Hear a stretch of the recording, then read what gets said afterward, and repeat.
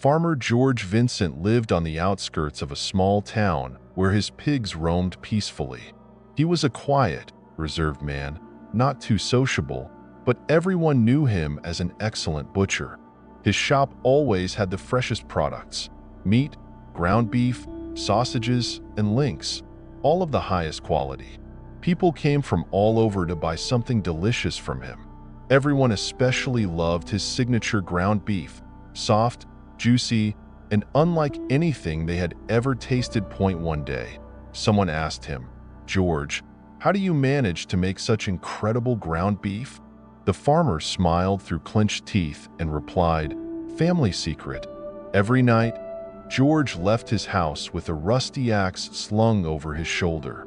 He would head into the dark alleys of the town, where the homeless gathered. They were easy prey for him, unwanted, unnoticed people whom no one would search for. He would creep up in the shadows and strike. He took their bodies back to his farm, where he methodically butchered them in his meat shop. He processed the meat carefully, turning it into sausages, links, and ground beef. The bones he buried in his garden, among the weeds. The scraps and trimmings he fed to his pigs, which had grown enormous by that time. His business thrived. Townsfolk gladly bought his meat products, never suspecting what they were truly made from. George Vincent continued his hunts, growing more confident with each passing night, as no one asked any uncomfortable questions. Occasionally, he'd hear reports about the missing homeless, but the townspeople didn't seem to care. The disappearances went unnoticed. One day, a new sheriff came to town. He was young and curious.